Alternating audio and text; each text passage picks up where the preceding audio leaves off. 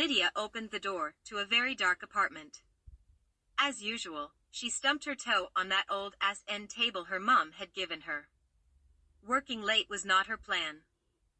Her coworker called off again, and she agreed to work a double. When Lydia was younger, her mom had given her lots of safety tips for a young woman living alone.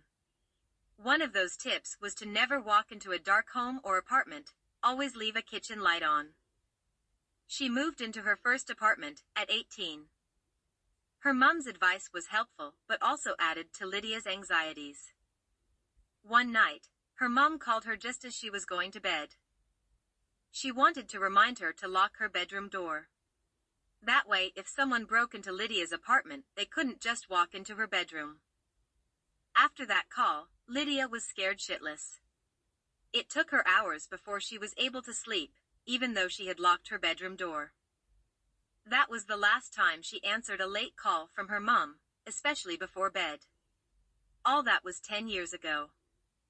She was less afraid of the world now.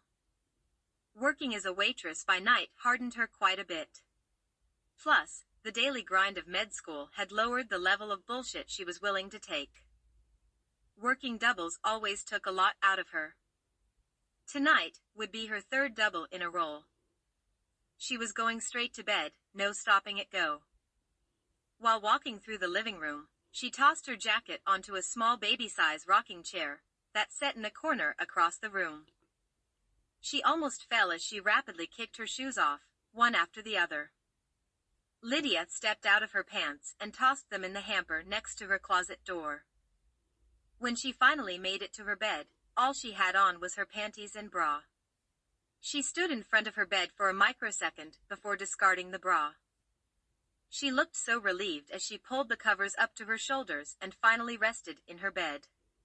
She glared at the ceiling and sighed loudly. Lydia clapped both hands together, in a soft, almost defeated tone, and murmured the words "clap off." All the night lights in her room went off.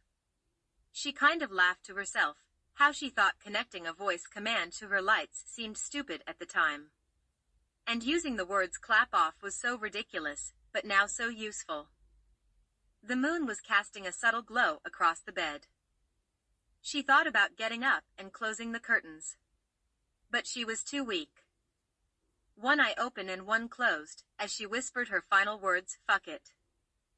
As she slept, that same moonlight began to reveal a sinister happening as she tossed and turned. A single hand sprung from beneath the bed, gripping the corner of her blanket. The hand was hideously burnt and large.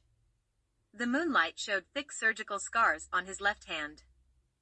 His hand appeared to have been crushed and surgically attached, piece by piece. Below the knuckle was a tattoo of a rabbit's head. The dirt under his nails was condensed and so brittle that there were pieces of dirt falling from his nails like black breadcrumbs. Lydia turned on her side and cuddled the blanket firmly between the center of her body and legs. Her tight grasp of the blanket irritated the interloper as he jerked at the blanket until Lydia rolled over and released it to him. She was exhausted from work and dead to the world. Nothing short of a siren in her face could wake her. The room fell silent for a moment.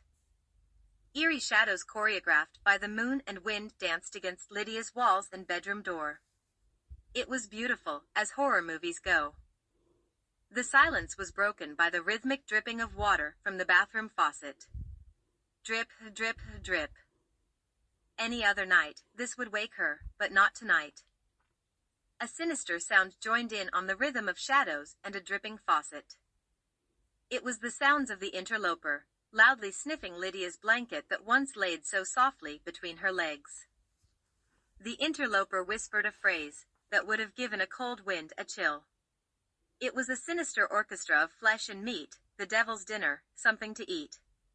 He repeated that as he slowly moved from beneath the bed. The stranger grabbed the bottom rail of Lydia's bed and slowly slithered from beneath the steel frame on his back like a snake until his entire body was no longer hidden. He was gigantic in height and size. His presence seemed to shrink the size of the room. As he stood over Lydia, looking down at her, he used his huge hand to press Lydia's blanket to his face. He sniffed the blanket and threw it on the floor. He then clutched his free hand into an enormous fist. Just as he began to bend downward toward Lydia, she opened her eyes wide, as if she was startled out of her sleep. She wanted to move, to scream, or to do something, but she couldn't.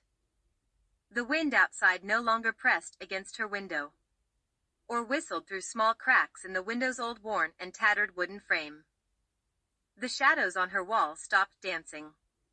The faucet no longer dripped in rhythm. Moonlight flashed a light on the back of the stranger's jacket like Morse code. His jacket had a picture of a single flower with the words Belladonna Nightshade, Flower of Death. The huge man put his hand over Lydia's mouth and nose as to suffocate her. She began to kick her legs wildly. At that moment, the stranger clamped both of her legs together, with only one of his enormous hands. Lydia only kicked her legs to draw his attention away from her. When he turned his head back toward her, he was looking down the barrel of a Smith & Wesson .45. She didn't hesitate, she blew half of his head off. Something else her mom had told her, always keep a loaded gun under her pillow, you never know.